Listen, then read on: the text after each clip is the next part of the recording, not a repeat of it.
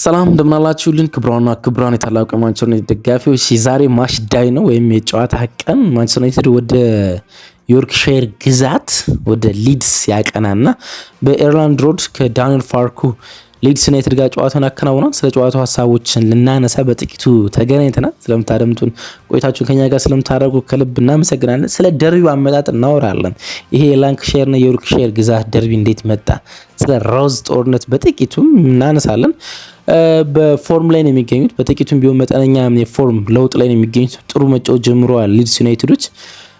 ማንቸስተር ዩናይትድ ደግሞ ከዲሴምበር ወር በጣም መጥፎ ሃንጎቨር ወደ ጃንዋሪ አዲስ ዓመት በጥሩ ሁኔታ ለመቀላቀል ነው ጨዋታውን የሚያከናውነው። ይህን ጨዋታ ማሸነፍ በአዲስ ዓመት በ2026 በጥሩ መንፈስ የውድድር ዓመቱን ለመጀመር የሚሆን ይመስለኛል። እንዲሁም ደግሞ ከዲሴምበር ወር መጥፎ ሪካርዶች እና ከዛ የወልቭስ ጨዋታ ለመመለስ የሚረዳ ይመስለኛል። ስለ ጨዋታው ሀሳቦችን ያነሳን እንቆያለን። እናንተ ደግሞ ግምቶቻችሁን አስቀምጡልን። እስከ 9 ሰዓት ተኩል ጨዋታው ማን ያሸንፋል ግምቶቻችሁን አስፍሩልን በኮሜንት መስጫው ባር ላይ። እንዲሁም ሰብስክራይብ አድርጋችሁ ብታደምጡን ደስ ይለናል፣ ወዳጅነታችን ብናጠናክር ማለት ነው። ከመሸጋገሪያ ሙዚቃ በኋላ ተመልሰን እንመጣለን። በተወዳጁ ማን ዩናይትድ ኢንፎ ገጽ ላይ ነው የምትገኙት። ደግሞ ፕሮግራማችን የፕሪማች ሪቪው ነው፣ የቅድመ ጨዋታ ቅኝት ላይ ነው የምንገኘው።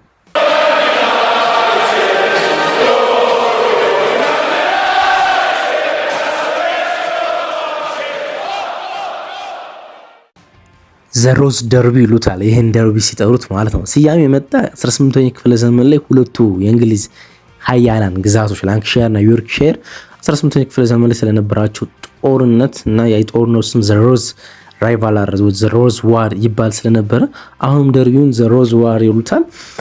ዮርክሻየር እና ላንክሻየር ናቸው። ጥቂት ነገሮች ለማብራራት ሁለቱም የሰሜን እንግሊዝ ግዛቶች ናቸው። ላንክሻየር እና ዮርክሻየር ሰፊ የእንግሊዝ ግዛቶች ናቸው። ራሳቸውን በቀደሙ ጊዜ ሲያስተዳድሩ የነበሩት ማለት ነው ሰሜናዊ የእንግሊዝ ግዛት ናቸው። ላንክሻየር ሰሜናዊ ምስራቅ የእንግሊዝ ግዛት ሲሆን ዮርክሻየር ደግሞ ሰሜናዊ ምዕራብ የእንግሊዝ ግዛት ነው። እንግዲህ በላንክሻየር በምንለው ውስጥ ማንቸስተርን፣ ብላክፑል የተለያዩ ከተሞችን እናገኛለን። ዮርክሻየር በምንለው ውስጥ ደግሞ እነ ሊድስን ጨምሮ የተለያዩ ዮርክ ራሱ ግዛቱን ጨምሮ በጣም ብዙ ቡድኖች በዮርክሻየር ውስጥ ይገኛሉ። እንዳልኳቸው 15ኛው ክፍለ ዘመን ላይ ነው እንግዲህ ሁለቱ ዳይናስቲክ የሆነ ዋር ነበራቸው፣ ከፍተኛ ዋር ማለት ነው። እነዛኞች ሬድ ሮዝ እና ዋይት ሮዝ ተብሎ ይጠራሉ። ዘ ሃውስ ኦፍ ላንስተር ሬድ ሮዝ ይለብሳሉ። እነዛኞች ደግሞ በጦርነቱ ውስጥ ሃውስ ኦፍ ዮርክ ዋይት ሮዝ ብለው ይጠሯቸዋል። በሁለቱ መካከል ትልቅ ጦርነት ነበረ። በዘመናዊ ዓለም ውስጥ ከ19ኛው ክፍለ ዘመን ጀምሮ ደግሞ ይሄ በጦርነት ውስጥ የነበረው ፊዚካል ጦርነት ወደ ስፖርት ውስጥ ገብቶ በክሪኬት እና በእግር ኳስ ውስጥ ትልቅ ባላንጣነት የተፈጠረ መጣ። በጣም ብዙ ግዛቶችን ሁለቱም ቡድኖች ቢያስተዳድሩም ግን ትልቁ ራይቫላሪ የተፈጠረው በማንቸስተር ዩናይትድ እና በሊድስ መካከል ነው። ማንቸስተር ዩናይትድ ላንክሻየርን ወክሎ ያኛው ደግሞ ሊድስ ደግሞ ዮርክሻየርን ወክሎ ትልቁ ደርቢ ሆነ። በተለይ ሊድስ በእግር ኳስ ውስጥ ከፍ ያለና የሊግ ዋንጫ በሚያነሳባቸው ጊዜያቶች ውስጥ በጣም ትልቅ ባላንጣነት ነበር። ከዛ ሊድስ ቀስ በቀስ የሚወርድ ቡድን በሊግ ውስጥ ተፎካካሪውን ሲያጣ የደርቢው ስሜት ቀዝቀዝ ያለ ቢሆንም ግን በእንግሊዝ ምድር ውስጥ አሁንም ቢሆን ስማቸው በጉል ከሚጠቀሱ ደርቢዎች እንዳንዱ እንደሆነ ማንሳት ይቻላል። እንደው ጥቂት ለማንሳት በእነዚያ ግዛቶች ውስጥ የሚገኙ ከተሞች ላንክሻየር እናውቀዋለን። ብዙ ግዛቶች አሉት። ለምሳሌ ማንቸስተር አለ ብለናል። እነ ብላክበርን የመሳሰሉ ቡድኖች በላንክሻየር ውስጥ ይገኛሉ። በርንሌ፣ ሊድስ ምናምን የመሳሰሉ ቡድኖች ደግሞ በዮርክሻየር ውስጥ ይገኛሉ። ግን ሰፊው ጦርነት በሁለቱ ግዛቶች ውስጥ ያለው ነው። እንግዲህ ደርቢ የሚነሳ ከዛ ነው። ለዛ ነው ሮበን አሞሪምን ከጨዋታው አስቀድሞ በጣም በዛ ያሉ ጥያቄዎችን ስለዚህ ደርቢ ሲጠይቁት ነበረ። ምክንያቱም ያውቃል ብሎ ስለማያስቡ ስለዚህ ደርቢ እሱ የመጣ ከፖርቹጊዝ ነው። እናም ስለዚህ ደርቢ የሚያውቁት ብዙ ጊዜ ብሪቴኖች ናቸው። እናም አያውቅም ብሎ ስላሰቡ በዛ ያለ ጥያቄ ሲጠይቁት ነበር። እንግዲህ የ2026 የመጀመሪያ ድል ለማግኘት የሚከናወን ጨዋታ ነው፣ በተለይ ለማንቸስተር ዩናይትድ ማለት ነው። የ2025 የመጨረሻው ጨዋታ ልክ አልነበርም። ዲሴምበር ሲያልቅ ለማንቸስተር ዩናይትድ በመጥፎ ሁኔታ ነው ያለቀ። ዲሴምበር አጠቃላይ ወሩም ለማንቸስተር ዩናይትድ ያን ያህል መልካም አልነበረም። በተለይ ከወልቭስ ጋር የነበረው የአንዳት ውጤት በቡድኑ መልበሻ ክፍል ውስጥ በጣም መጥፎ ስሜት፣ መጥፎ ጥላ ያጠላ ይመስለኛል። ጆሹዋ ዚርክዚ ጎል አስቆጥሮ ነበር። ጆሹዋ ዚርክዚ ማስቆጥሩ በጣም መልካም ነገር ቢሆንም ሳይጠበቅ በቋሚ ያስተላለፉ ስለነበረ ማለት ነው። ግን ጨዋታው የፈጠረው ውጤት ግን በማንቸስተር ዩናይትድ መልበሻ ክፍል ውስጥ መጥፎ ነገር ነው መፍጠር የቻለ። ካለፉት 7 ጨዋታዎች ዩናይትድ 5ቱን አቻ ወጥቷል፣ 5ቱን ማለት ነው። ይሄ ደግሞ ሌላ ራስ ምታት ነው በአቻ ውጤት ውስጥ ማለት ነው። እንግዲህ አንዳንድ በዲሴምበሮች እና ከዲሴምበር በፊትም አንዳንድ መጥፎ ሪከርዶች አሉ። ለምሳሌ በኤቨርተን የተሸነፍንባቸው፣ ዌስትሃም በሬጉሌሽን ዞን ውስጥ ሆኖ ነጥብ ከኛ የወሰደበት፣ ቦርንሞዝ በጣም ጥሩ ፐርፎርማንስ ብናሳይም 4 ጎል አስቆጠረብን። እነዚህ ለዲሴምበር ወር በጣም መጥፎ ትውስታዎች ናቸው ማለት ይቻላል። ከዲሴምበር ወር በፊትም ነው እርግጥ የኤቨርተን ማለት ነው። በጣም በሚገርም ሁኔታ በዚህ ውድድር በ12 አጋጣሚዎች የአቻ ጎል ተቆጥሮብናል፣ ወይንም ቀድመን ባስቆጠርንባቸው ጨዋታዎች የአቻ ጎሎች ተቆጥሮብናል እና በጣም ትልቁ ጉዳይ ማንቸስተር ዩናይትድ ዲፌንሱ እንደሆነ ማንሳት ይቻላል። ባለፈው ውድድር ዓመት ዲፌንሱ በጣም የተሻለ ነበር፣ በብዙ ርቀት ማለት ጎል ማያስቆጥር ማንቸስተር ዩናይትድ ነበር። በዚህ ውድድር ዓመት ደግሞ በጣም በተለየ መንገድ ዲፌንሱ ከፍተኛ ችግር ያየንበት እንደሆነ ማንሳት ይቻላል። እርግጥ አሁንም ለሻምፒዮንስ ሊግና ለኤሮፓ ሊግ ቦታዎች ሰፊ እድሎች አሉን። ከቼልሲ በጎል ብቻ ነው የምንለያየው። ቼልሲ ደግሞ ዛሬ ከሲቲ ጋር ነው የሚጫወተው።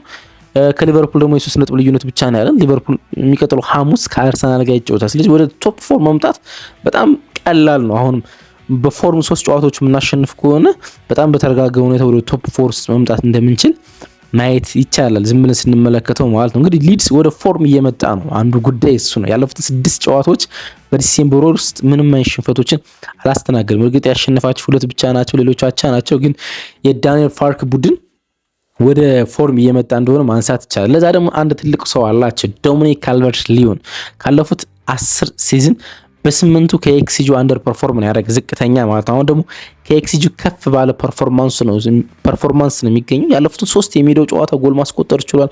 ካለፉት 8 ጨዋታዎች በ7ቱ ጎል ማስቆጠር ይችላል። በጣም የተለየ ፎርም ውስጥ እንዳለ ወይም የተለየ ብቃት ውስጥ እንዳለ ማንሳት ይቻላል። ለማንቸስተር ዩናይትድ አንዱ አስቸጋሪ ተጫዋች የዶሚኒክ ካልቨርት-ሊዮን ከተሻጋሪ ኳሶች የሚነሱትን ኳሶች የማስቆጠር ሁኔታ ነው። ግን አንዳንድ ማይሰልፋቸው ተጫዋቾች አሉ። ለምሳሌ ጆን ሮንዶን በጨዋታ ውስጥ አይኖርም። ሻን ሎንግስታፍ ወንድም አይኖርም። የማንቸስተር ዩናይትድ የቀድሞ ፈጣኑ ተጫዋች እናም በኦሌ ጉናር ሶልሻር በጣም ተወዳጅ ተጫዋች ዳንኤል ጄምስም በቡድን ውስጥ አይኖርም ማለት ነው። ይሄ ለማንቸስተር ዩናይትድ ብዙ የሚጠቅመው ነገር ያለ ይመስለኛል። በአማካይ ስፍራም በተከላካይ ስፍራም በመስመር ተጫዋችነት ቦታም አንዳንድ ተጫዋቾች አይኖርም ማለት ነው። ጨዋታው ኤርላንድ ሮድ ነው። ወደ ሊድስ ነው ምናመረው፣ ወደ ዮርክሻየር ግዛት ነው ምናመረው። ባለፉት 14 ከሜዳችን ውጭ በነበሩ ጨዋታዎች ደግሞ ቢያንስ 1 ጎል ይቆጠርብናል። ባለፉት ተከታታይ 14 ከሜዳችን ውጭ ባረግናቸው ጨዋታዎች 1 ጎል ይቆጠርብናልና በማንቸስተር ዩናይትድ ታሪክ ወረስት በየጌሙ የተቆጠረብን ከሜዳችን ውስጥ የተቆጠረብን ጊዜ መስከረም 1985 እስከ ኤፕሪል 1986 ነበር። 15 ጨዋታዎች በተከታታይ ከሜዳችን ውጭ ቢያንስ 1 ጎል ተቆጥሮብን ነበረ።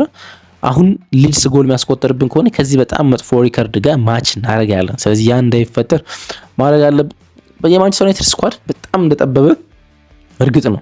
እንደጠበበ ብቻ ሲሆን በጣም ለማሰለፍ እንኳን ተጫዋቾች እስኪያጥሩ ድረስ ጥረት አጋጥሞታል። ሲዝኑ ሲጀምር በጣም ጠባብ ስኳድ ይዘን ነው የጀመርነው፣ በጣም ጠባብ ስኳድ። ከዛ ደግሞ የአፍሪካ ዋንጫ ተጨምርና ነገሮች ውስብስብ አረጋቸው። ቤንዴንዶ ማታንቶን 18 ዓመት ተጫዋች ወይም ጃክ ፍሊቸርን ሮበን አሞሪም በሜዲዮ ሲያሰልፍ እየተመለከት ነው።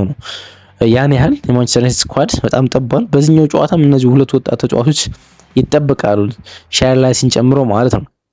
ከሊድስ ጋር ያለን ቁጥሮች አንዳንዶች በጣም ጥሩ ናቸው። ለምሳሌ ያለፉትን 2 ኤርላንድ ሮድ ላይ የመጣንባቸውን ጨዋታዎች ማሸነፍ ችለናል። ባለፉት ድራምት በሊጉ ውስጥ አልነበሩ፣ ግን በነበሩባቸው ጊዜያች በተከታታይ ወደ ኤርላንድ ሮድ መጠን ሁለቱንም ጨዋታዎች አሸንፈን እናውቃለን። ግን በታሪክ 3 ተከታታይ ጨዋታዎች በኤርላንድ ሮድ አላሸነፍም። ስለዚህ ይሄኛው አንድ በጣም ጥሩ ሪከርድም ለማስመዝገብ ነው። ቅድም ስለ መጥፎ ሪከርድ ሳነሳ አልነበረ? ይሄኛው ጥሩ ሪከርድ ለማንሳት ነው። ስለዚህ ጨዋታውን ዛሬ የምናሸንፍ ከሆነ በኤርላንድ ሮድ ለ3ኛ ጊዜ የምናሸንፈው ጨዋታ ነው በተከታታይ። ይሄ በታሪክ ለመጀመሪያ ጊዜ ይሆናል ማለት ሰር አሌክስ ፈርጉሰን እንኳን ይሄን አላረጉትም ማለት ነው። ያለፉት 19 ጨዋታዎች ከሊድስ ጋር ያደረግነው 1 ሽንፈት ብቻ ነው ያለን።